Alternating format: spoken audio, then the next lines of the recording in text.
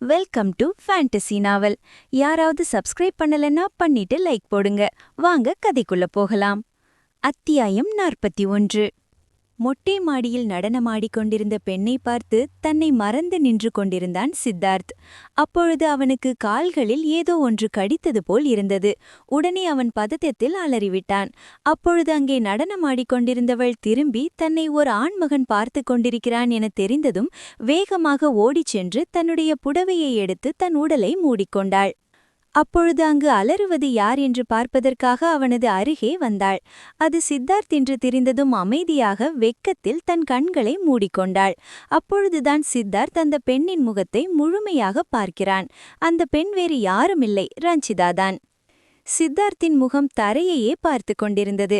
அவனால் நிமிர்ந்து அவளது முகத்தை பார்க்க முடியவில்லை. ஏனென்றால் அவள் தனிமையில் நடனமாடுவதைத்தான் மறைந்திருந்து பார்த்ததே அவள் தவறாக நினைத்திருப்பாளோ, அவள் மனதில் நம்மை பற்றிய தவறான எண்ணம் உருவாகியிருக்குமோ என பயந்தான்.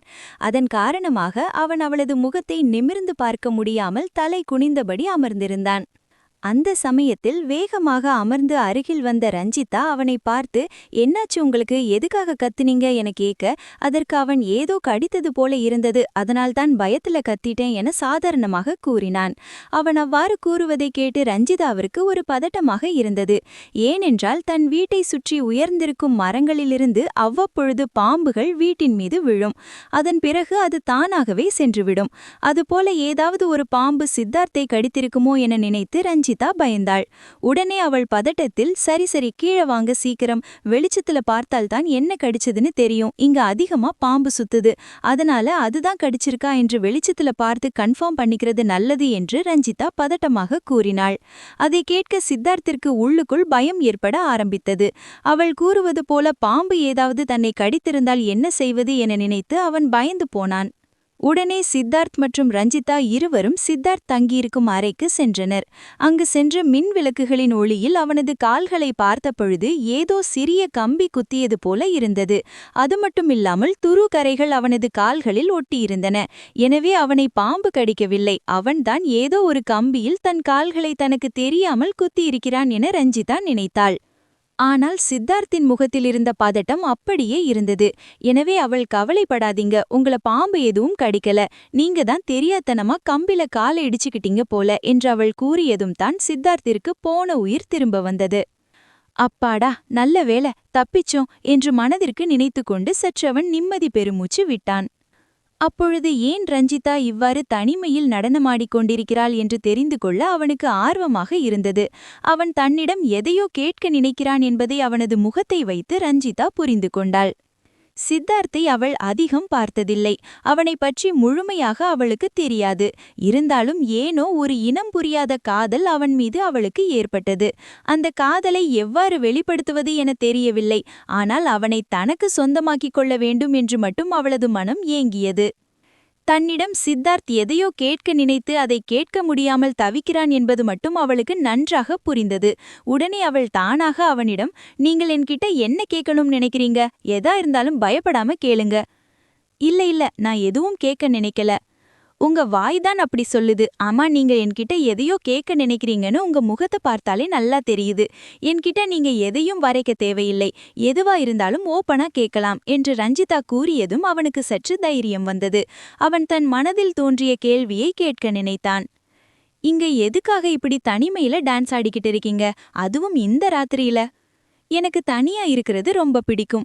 அதுவும் இந்த மாதிரி அமைதியான நேரத்துல தன்னை மறந்து இது மாதிரி டான்ஸ் ஆடுவது எனக்கு ரொம்ப பிடிக்கும். அந்த நேரத்துல தான் நாம யாரை பற்றியும் கவலைப்படாமல் நம்மளோட சந்தோஷத்திற்காக ஆடுவோம். மத்த நேரத்துல இப்ப கிடைக்கிற நிம்மதி கிடைக்காது. அதனால தான். அது மட்டுமில்லாம நான் டான்ஸ் ஆடி பல வருஷமாச்சு. என்னவென்று தெரியவில்லை, 2 நாளா என் மனசு ரொம்ப சந்தோஷமா இருக்கு. ஏதோ தொலைந்து போன ஒரு பொருள் என்கிட்ட கிடைத்த மாதிரி மனசு நிம்மதியா இருக்கு. அதனால தனிமையில ஆடலாம்னு வந்தேன். ஆனா நீங்க வந்தது நான் பார்க்கவே இல்ல. சாரி, தப்பா எதுவும் நினைச்சுக்காதீங்க. நான் ராத்திரி நேரத்துல யாரோ மேல போற மாதிரி இருக்குன்னு தான் பார்க்க வந்தேன். மத்தபடி தப்பான எண்ணத்தில் பார்க்க வரல. நான் உங்கள தப்பாவே நினைக்கல. நீங்க தப்பான எண்ணத்துல பார்த்திருக்க மாட்டீர்கள் என்று எனக்கு ரொம்ப நல்லாவே தெரியும். அது மட்டும் இல்லாம என்ன நீங்க ஏற்கனவே முழுசா பார்த்துட்டீங்க. அதனால இப்போ நீங்க இப்படி பார்க்க வேண்டிய அவசியம் உங்களுக்கு இல்லை என சித்தார்த்தை தன்னை இதற்கு முன்னால் மயக்கத்தில் இருக்கும் பொழுது பார்த்துவிட்டான் என அவனை மீண்டும் ஒரு முறை நம்ப வைத்தாள் ரஞ்சிதா. ரஞ்சிதாவின் அந்த வார்த்தைகளை கேட்டு மீண்டும் குற்ற உணர்ச்சியில் தலை குனிந்து அமர்ந்திருந்தான் சித்தார்த். ஏனென்றால் ரஞ்சிதாவின் வீட்டிற்கு வந்த அன்று மயக்கத்தில் ரஞ்சிதாவுடன் தவறு செய்துவிட்டோம் என சித்தார்த் நினைத்துக் கொண்டிருந்தான். அதை ரஞ்சிதா மீண்டும் ஒருமுறை ஞாபகப்படுத்தி அவனை தன் கட்டுப்பாட்டில் வைத்திருக்க முடிவு செய்தாள். அதுபோல அவனும் குற்ற உணர்ச்சியில் மூழ்கிப் போனான். சித்தார்த் எதுவும் பேசாமல் அமைதியாக இருப்பதை பார்த்த ரஞ்சிதா மேலும் தன் வாயிலிருந்து அழகிய சொற்களை உதிர்க்க ஆரம்பித்தாள். அந்த சொற்கள் ஒவ்வொன்றும் சித்தார்த்தின் மனதை மாற்றிக் கொண்டிருந்தன. எனக்கு பெருசா எல்லாம் எந்த ஒரு ஆசையும் கிடையாது. என்னோட அழகையும் இந்த வீட்டையும் என்கிட்ட இருக்கிற மற்ற பொருட்களையும் வைத்து என்கிட்ட பழகாமல் என்னை மட்டுமே மனசார விரும்புற ஒருத்தர் கூட கடைசி வரைக்கும் எந்த ஒரு எதிர்பார்ப்பும் இல்லாமல் வாழ வேண்டும் என்பதுதான் என்னோட ஆசை. ஆனா காலம் எப்பவும் நாம நினைக்கிறது நமக்கு கொடுத்திடாது என கலங்கிய கண்களுடன் ரஞ்சிதா பேசிக் கொண்டிருந்தாள். அதை சித்தார்த் எதுவும் பேசாமல் அமைதியாக கேட்டுக்கொண்டிருந்தான். அவள் கூறும் ஒவ்வொரு வார்த்தைகளும் அவனது காதுகளுக்குள் புகுந்து அவனது மனதை கசக்கி பிழைந்தன. நாம ஒருத்தருக்கு உண்மையா இருக்கணும்னு நினைப்போம். ஆனா அவங்க நமக்கு உண்மையா இருக்க மாட்டாங்க. அதுவே வேறொருத்தர் நமக்கு உண்மையா இருப்பாங்க. அது நமக்கு தெரிஞ்சும் சில நேரத்துல அதை தவிர்ப்போம். அப்படி பண்ணாம அந்த இரண்டாவது உள்ளவங்கள நாம ஏத்துக்கிட்டா இந்த உலகத்துல நம்மளை விட பாக்கியசாலி யாருமே கிடையாது என்று கூறிக்கொண்டிருக்கும் பொழுதே ரஞ்சிதா சித்தார்த்தின் கைகளை பிடித்தாள்.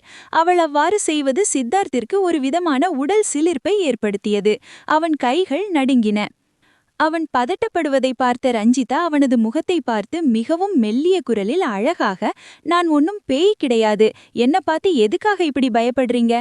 ஆமா, நீங்க கொஞ்ச நாள் இல்ல ஊருக்கு போகணும்னு சொல்லிக்கிட்டு இருந்தீங்களே, எப்போ போறீங்க? உங்களுக்கு எப்போ கல்யாணம் என மிருதுவான குரலில் முகத்தை பாவமாக வைத்துக்கொண்டு சித்தார்த்தை கேட்டாள். நாம் இவளுக்கு துரோகம் செய்திருக்கிறோம். அப்படி இருக்க இவளால் எப்படி நம்மிடம் நம்முடைய கல்யாணத்தை பற்றி கேட்க முடிகிறது? இதுவே வேறு ஏதாவது ஒரு பெண்ணாக இருந்திருந்தால் தன்னை சீரழித்ததற்காக தன்னையே திருமணம் செய்து கொள்ள வேண்டும் என பிரச்சனை செய்வாள். ஆனால் இவள் ஏன் இப்படி அப்பாவியாக இருக்கிறாள் என நினைத்து மனதிற்குள் வேதனைப்பட்டான். சித்தார்த் ரஞ்சிதாவின் பேச்சை உண்மை என நம்பி அவளது காதல் வலையில் விழுந்தான். அவளது அங்கு அப்பாவியான முகமும் அவளது சொற்களும் அவளை ரஞ்சிதாவின் பக்கம் இழுத்தன. தான் ஏமாற்றப்படுகிறோம் என்று தெரிந்தும் ஏமாறத் தயாராக இருக்கிறாள் அந்த பெண். அப்படி இருக்க அவளை நாம் ஏமாற்றுவது பாவம். எனவே நாம் அவளைத்தான் திருமணம் செய்து கொள்ள வேண்டும் என தீர்க்கமான முடிவை எடுத்தான் சித்தார்த். அவளது முகத்தை பார்த்தபடி தன்னை மறந்து சித்தார்த் அவளிடம், நான் தான் வந்த முதல் நாள் உங்ககிட்ட தப்பா நடந்துகிட்டேனே, அப்படி இருக்க உங்களால எப்படி என்னோட கல்யாணத்தை பற்றி என்கிட்ட கேட்க முடிகிறது?